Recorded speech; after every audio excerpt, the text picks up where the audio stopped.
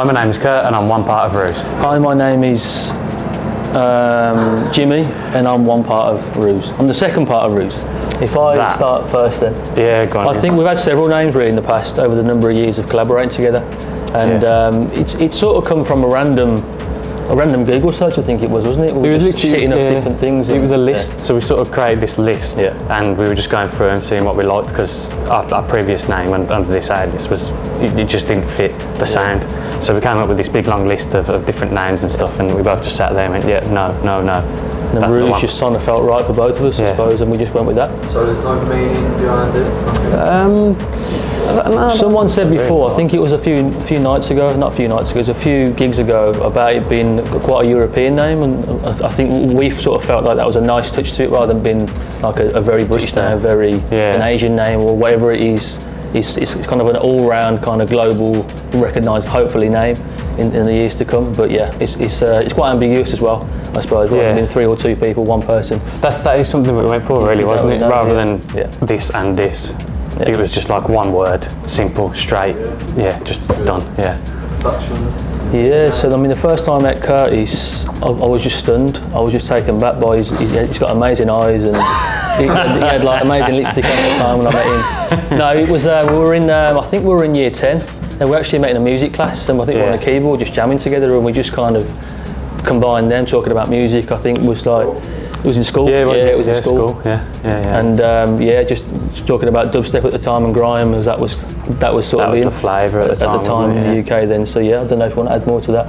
Yeah, I think it was just school, wasn't it? Yeah. So we was always, in school you have groups, don't you? And we always, we were in 2 separate groups, and we always sort of spoke, but we were never really friends until we both selected music as like our subject. And then from there we just, that was it. And it grew from there? Just grew from there, kept rolling. So how long ago was that? Over a decade now. You want to show our age, don't you? Must have been, we left school about probably 13 years ago, 14 years ago now, so yeah. So a long time. Together? First release together was going to be under a different alias. That was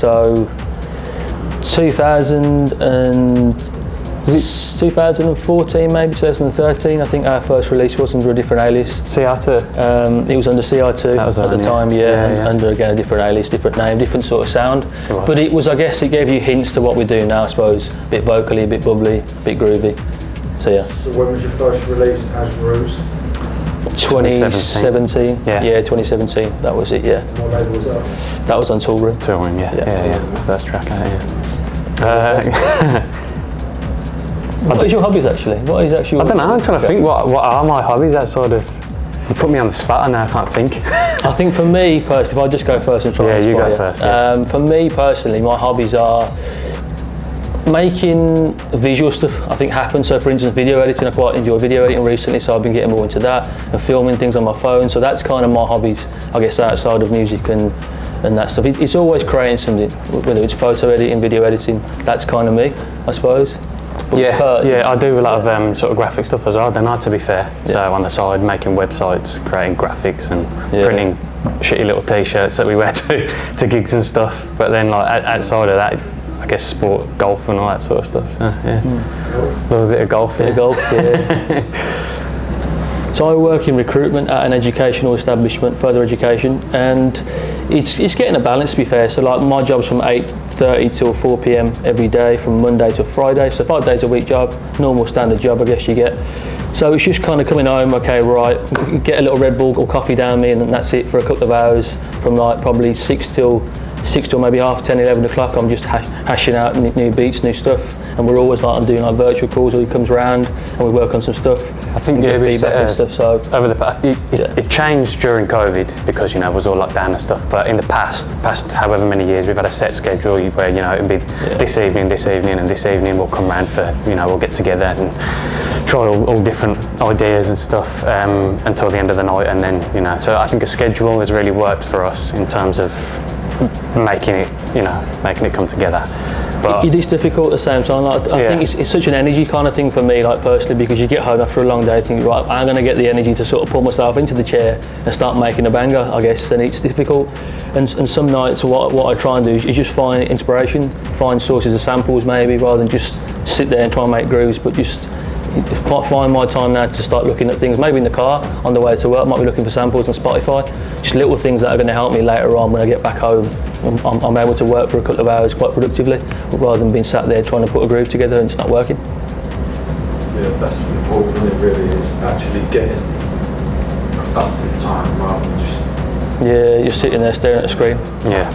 Wasting the time, we'll do it, but if you want into music, where do you reckon you'd be? Probably be a break dancer. I probably wouldn't now. Kiwi shaver. I probably... I think we'd still be creative. Like we talked about earlier, we've still been doing creative bits, you know, but if it's not music, we're creating images and, you know, sort of an arty background. My family's quite arty. It's been instilled from my mum. So, you know, creating websites, graphic, all that sort of stuff, yeah. Or a professional golfer. I think my family background's more towards education, I suppose, and being a teacher. So maybe education possibly, and teaching students about music maybe, or art or fashion, whatever it is. But something kind of quite creative, I suppose, that's quite value creating for the whole environment and society itself. Is what probably. If I take that one first, I mean personally for me, what I use is I'm actually a practicing Buddhist. I practice a strand of Buddhism called SGI Buddhism. It's a certain strand of Buddhism that's practiced in I think over 192 countries across the world, I guess. And it's a practice where you sort of chant in the morning, you chant at night a certain word, a certain phrase. You also do some studying and also go out in society and give your contribution to people, I suppose, and helping people go about their sort of daily lives. And for me, that's the pinnacle to my own personal growth and keeping me in check mental-wise. It kind of puts me in focus. Okay, well, what do I want to achieve in the next year or so? I want to put out these tracks on this label, and I kind of go for it. I chant towards it, and that's what kind of keeps me in shape personally. Is that spiritual side to my life? Manifestation. I think that's what's quite often missed is that spiritual aspect of daily life that not a lot of us kind of see really. I think the whole world is quite a material world that we're living in. With the cars, the watches, the gadgets, the jackets, the jumpers, everything's all material.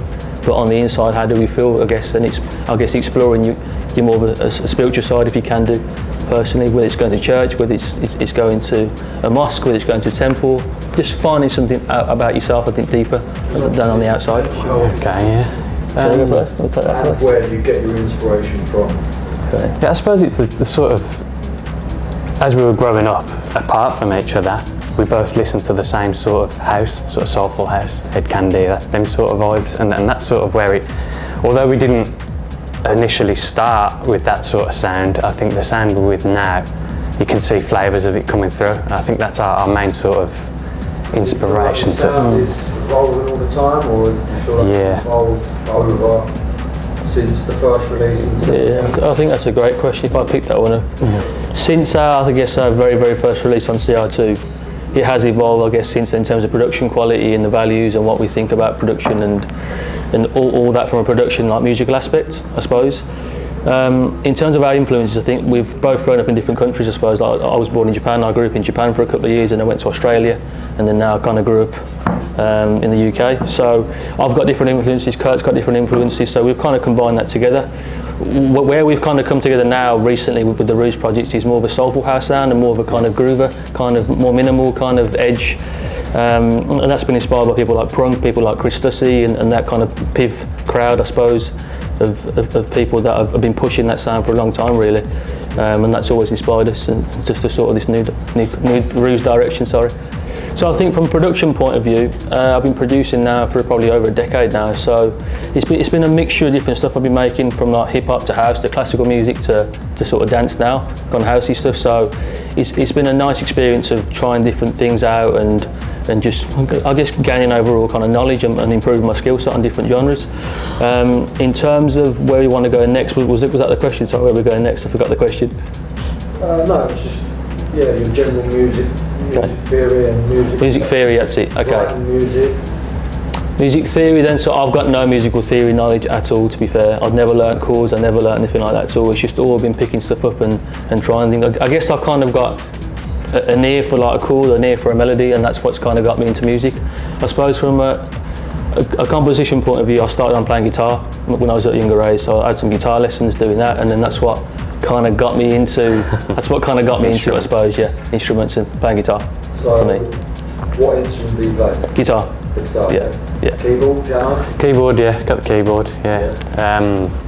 You know, we're not going to play Mozart or Have whatnot. you had lessons on it? We've never had lessons, I think. Have you I had have, lessons yeah. before? Yeah, I used to have piano lessons as a kid. Okay. Yeah, and keyboard lessons. I wanted to ask, what come first? Was it the production or the DJ? Production, yeah, it was a production, wasn't it? Yeah. Who's more the DJ ourselves? You both?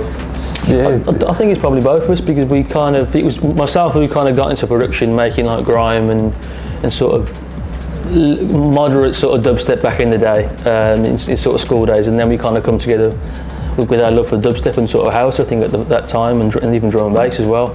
Yeah. And then we started DJing at his house. He had a pair of Newmark NDX 400s, and this really funky mixer we had as well called a Vestax Scuba, if you can Google that, if you know what that is. Yeah, That was limited a great edition. mixer. Someone got that for 10 quid, man, I got a bargain. Yeah, but yeah, it started, I think both of us, to be honest, it was both. Yeah. And a turntable or a CDJ? CDJ, yeah. Can't mix one. No, unfortunately we can't do that. That's a skill to learn, we're not there yet. Mint warehouse the other week. That was incredible. everything about it, the sound system, the production, the crew. It was incredible. Yeah, it was a real good experience. What's your dream venue you'd love to play in?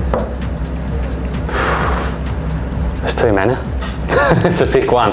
Well, we went to 338 the other day and saw that main room packed out, and That would the whole atmosphere. be great to play. Yeah.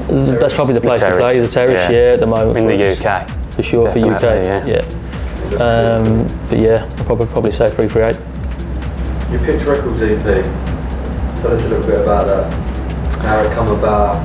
From meeting you, wasn't it? Yeah. So when we went to PIV in Manchester, so we met you, we got talking obviously, and then I think we just got on, and you asked us for some tracks. So went back, put a few down, went through the stuff that we already had that we hadn't put out anywhere, sent them over to you, and yeah. Fortunately, you liked them. Yeah, fortunately. I suppose like the EP itself, like in terms of a backstory with it was a combination of just finding the right sound, I suppose, that kind of fits now, and also some bits that we sort of dug back on in our own kind of sample library, and found some sounds that might work in this sort of current sort of scene right now. And that's why you get 5 tracks that are quite a mixed bag. You get kind of funky, disco-y sort of vibes. Yeah. And you get a very moody, kind of like housey vibe with a bit of French vocal in there. And it's just quite a mixed bag for anyone, for any DJ bag, I suppose, can pick it up and really, hopefully appreciate. So what's the future for Ruze? Where do you see yourself in 5 years? What's the plans? Upcoming releases, obviously, apart from the pitch one that you just spoke about. Gigs. Yeah, we've got another EP coming out on Resonance next week. So that'll be the 10th of December. So if you're watching this in the future, go back in the past and get a copy on Beatport. Sorry. And then we've got the pitch, and then we've got some other things that will line up throughout next year, but sort of no details to give out on them yet. But there is things that we've got in place for the next for next year, 2022. Gigs, we've got some lined up. Couple in London coming up. Yeah, Manchester. Yeah, Manchester. Hull. Yeah. And some other ones that again we can't give any details out on. So tell us about a little bit what you're doing tonight.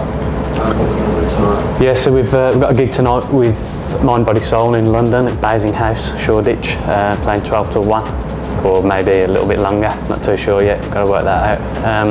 Is that Hardwire EP. No, it's too cheesy, isn't it? Yeah. When's your Pitch Records EP coming out? 7th of January, so Hardwire EP will be out on the 7th of January. Can't wait for it to come out. Really excited to see the reaction it gets and where it goes.